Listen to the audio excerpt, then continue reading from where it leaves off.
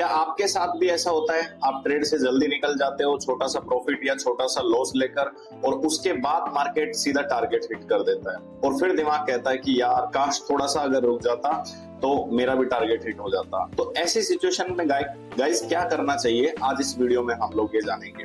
ये सबके साथ होता है, अगर आप बिगिनर हैं तो आपके साथ भी होगा, अगर आप प्रो ट्रेडर हैं तो आपके साथ भी होता है। और आज यही सिचुएशन मेरे साथ भी एक ट्रेड के अंदर हुई, जो कि निफ्टी में मैंने एक ट्रेड ली। तो मैं आपको उसके बारे में बताऊंगा कि ऐसी सिचुएशन में हमें क्या करना चाहिए और हमें किस तरह से मार्केट के ऊपर रिएक्ट करना चाहिए जब मार्केट मूवमेंट दे चुका हो उसके बाद में। तो चलिए गाइस वीडियो को शुरू करते हैं। वीडियो स्टार्ट करने से पहले मैं आपसे रिक्वेस्ट करना चाहूंगा कि अगर आपने अभी तक चैनल को सब्सक्राइब नहीं किया है तो आप चैनल को सब्सक्राइब करें, आप वीडियो को लाइक करें और ज्यादा से ज्यादा शेयर करें, ताकि आप सही प्राइस एक्शन के साथ ट्रेडिंग को सीख सकें और मार्केट के अंदर आप प्रॉफिटेबल हो सके गाइस। तो सबसे पहले एक बात गाइस हमें याद रखनी है कि मार्केट हमें नहीं जानता है। मार्केट, कई लोग सोचते हैं कि मार्केट मुझे सजा दे रहा है या मार्केट मुझे इनाम दे रहा है, प्राइस दे रहा है। नहीं, मार्केट सिर्फ मूवमेंट करता है और कुछ भी नहीं करता है। जब आप जल्दी एग्जिट हो जाते हैं और बाद में टारगेट हिट हो जाता है तो असली दर्द सिर्फ एक ही चीज का होता है, पैसों का नहीं होता है। असली दर्द सिर्फ एक चीज का होता है और वो होता है काश। लेकिन अगर हम एक अच्छे ट्रेडर बनना चाहते हैं तो आपको इन चीजों को फॉलो करना होगा, जो कि गलतियां कई बार सबसे हो जाती हैं। उन गलतियों से हमको सीखना होगा कि कैसे हम खुद को उस दौरान, जब मार्केट साइडवेज हो जाता है या आपके अगेंस्ट थोड़ा सा मूव करता है, तो आप स्टॉप लॉस या टारगेट से पहले अगर मार्केट के अंदर निकल जाते हैं तो उन चीजों में हम कैसे खुद को बनाए रख सकते हैं गाइस। तो चलिए वीडियो स्टार्ट करते हैं और मैं आपको लेके चलता हूँ निफ्टी के चार्ट पे, जहां पे आज मैंने मार्केट को देखा। आज गैप अप ओपन हुई थी निफ्टी। यहाँ पे गैप अप होने के बाद यहाँ पे मुझे एक निफ्टी के अंदर बहुत अच्छा रेजिस्टेंस लेवल दिखाई दे रहा था, जो कि मैं भी आप लोगों को भी बताता हूँ। देखिए 1 आवर के अंदर जब मैंने देखा तो ये एक बहुत ही अच्छा रेजिस्टेंस लेवल था निफ्टी का, जो कि आप देखिए यहाँ से मार्केट ने जब भी सपोर्ट पकड़ने की कोशिश की, एक अच्छा मूवमेंट आया, ब्रेकआउट किया तो एक ब्रेक ऑफ हुआ है यहाँ पे, यहीं से रिजेक्शन लेने का मौका और यहीं से एक पुराना जो सेल ऑफ आया था 2 दिन पहले, वो भी यहीं से आया था। तो ये एक बहुत अच्छा मोमेंटम था यहाँ पे मार्केट के पास। तो जब भी मार्केट ओपन हुआ उसके बाद में एक सपोर्ट लेवल मैंने देखा, और जो सपोर्ट लेवल मेरे पास में था यहाँ पे वो था ये वाला लेवल, जो कि निफ्टी पिछले कई बार से यहीं पे एग्जैक्ट सपोर्ट लेती जा रही है गाइस। तो अब जैसे ही मार्केट ओपन होता है, मैंने वेट किया 5 मिनट्स के अंदर, वेट करने के साथ ही, क्योंकि जब भी मार्केट ओपन हो गाइस, जब तक आपके सेटअप पे मार्केट नहीं पहुंचता है, जब तक आपको ट्रेड के अंदर एंट्री नहीं लेनी है। तो जैसा कि आप देख रहे हैं यहाँ पे निफ्टी ओपन होती है, ओपन होते ही एक अच्छी बुलिश मोमेंटम दिखाती है, लेकिन मैं इसके अंदर बिल्कुल भी इंटरेस्टेड नहीं था, क्योंकि मेरा जो सेटअप था वो ये था कि मुझे इस रेजिस्टेंस के ऊपर आके और निफ्टी का रिजेक्शन देखना था मुझे, और जैसे ही रिजेक्शन होता है प्राइस, मुझे एंट्री बनानी थी यहाँ पे, और टारगेट जो मुझे लेके चलना था वो लेके चलना था कल के डे क्लोजिंग तक का। ये मेरा प्लान था गाइस। तो यहाँ पे मैंने एंट्री ली, जैसे ही मुझे एक रिजेक्शन कैंडल दिखती है, जो कि अगर आप जूम करके देखते हैं तो देखिए आपको एक इन्वर्टेड हैमर कैंडल यहाँ पे दिखाई दे रही है, जो कि ये कैंडल है, और उसी के साथ में एक रेड कैंडल भी है जो रिजेक्शन को कहीं ना कहीं शो करती है। और फिर मैंने थोड़ा सा वेट किया, तो यहाँ पे आप देखेंगे तो आपको डबल टॉप पैटर्न दिखता है। पहला टॉप ये है और दूसरा टॉप ये है। तो इसके लो के नीचे यानी 25,630 के नीचे मेरी एंट्री एग्जीक्यूट होती है। यहाँ पे मैं एंट्री लेता हूँ, जो कि 25,600 का पुट था, क्योंकि आज एक्सपायरी के बाद पहला ही दिन है तो हम आउट ऑफ द मनी पे काम कर सकते हैं। यहाँ पे मैंने एंट्री ली और जो मेरा स्टॉप लॉस जो था वो इस जोन के बिल्कुल ऊपर था, यहाँ पे समथिंग 42 पॉइंट का। और जो टारगेट जो मेरा होने वाला था वो ये था कल की डे क्लोजिंग का, जो कि ये पॉइंट होता है, क्योंकि प्रीवियस डे क्लोजिंग एक बहुत इंपॉर्टेंट लेवल होता है, वहां तक का मैं टारगेट लेने वाला था गाइस, जो कि समथिंग आप देखेंगे तो 1:4 का टारगेट कहीं ना कहीं मेरे पास होने वाला था।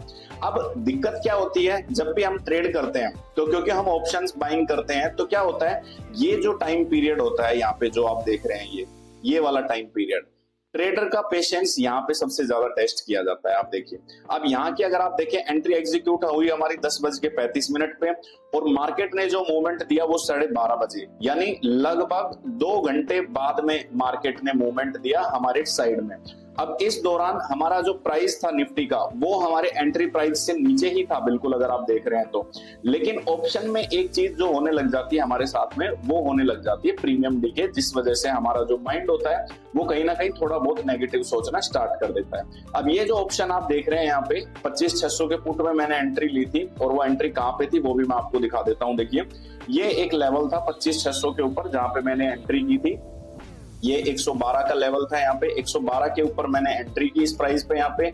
लेकिन अगर आप देखते हैं तो देखिए ये प्राइस पूरा कितने बजे तक अगर आप देखें तो ये समथिंग 12 बजे तक, यानी 1.5 घंटे तक ये प्राइस यहीं घूमता रहा। ओनली आपको विक्स दिखाई देती है।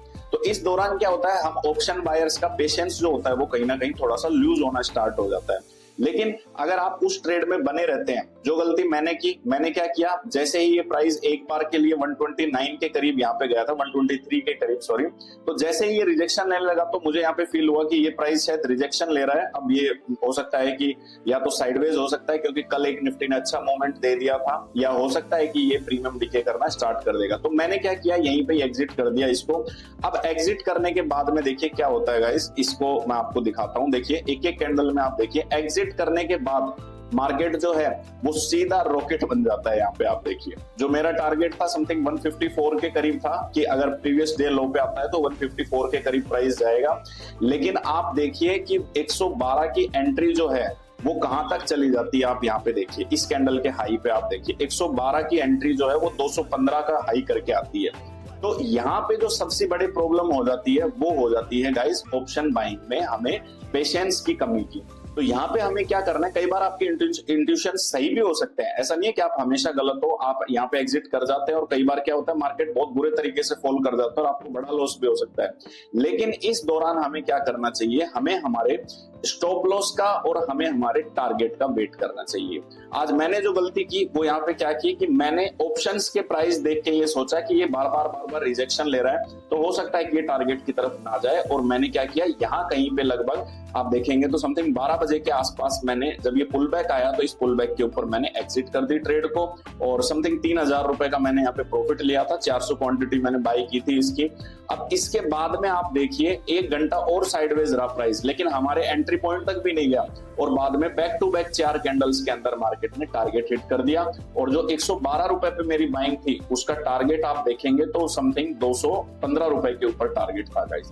अब ऐसी सिचुएशंस में क्या होता है, ज्यादातर ट्रेडर्स क्या करते हैं, भागते भागते मुंह पकड़ने की कोशिश करते हैं। तो आपको ये नहीं करना है क्योंकि मार्केट जो है वो डेली आता है, मार्केट कहीं नहीं जाने वाला है, मार्केट डेली आता है हमारे पास में, डेली निफ्टी ओपन होती है, डेली मार्केट ओपन होता है। तो ऐसी सिचुएशंस में हमें क्या करना है, हमें खुद को रोक के रखना है कि जब तक हमारा कोई और सेटअप नहीं बनता है तब तक हमें एंट्री नहीं करनी है गाइस वहां पे। अब आप यहाँ पे देखेंगे तो देखिए अगर दोबारा कोई भी कोशिश करता है यहाँ पे एंट्री लेने की, दोबारा कोई भी कोशिश करता है ये ब्रेक होने पे या कैसे भी, तो देखिए उसके बाद में जब हमारा टारगेट हिट हुआ 12:45 के बाद में सिर्फ और सिर्फ यहाँ पे लोगों के लॉस हुए और कुछ भी नहीं हुआ है, सिर्फ लॉस।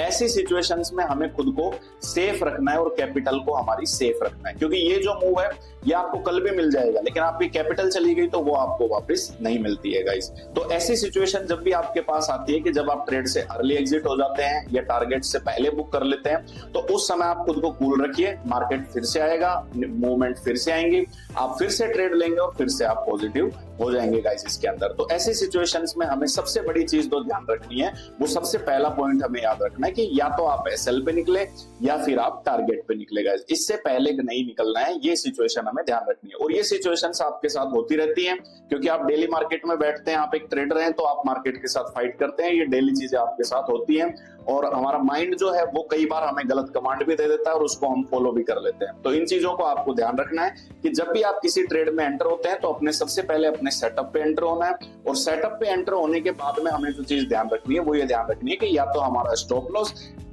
या हमारा टारगेट जब तक हिट ना हो तब तक हमें एग्जिट नहीं होना है उस ट्रेड से गाइस। तो थैंक यू सो मच ये वीडियो देखने के लिए। अगर ये वीडियो आपको अच्छा लगा हो तो आप इस वीडियो को लाइक करें, शेयर करें ज्यादा से ज्यादा और फॉलो करें विंत्रादर ट्रेडिंग हब को। Thank you so much.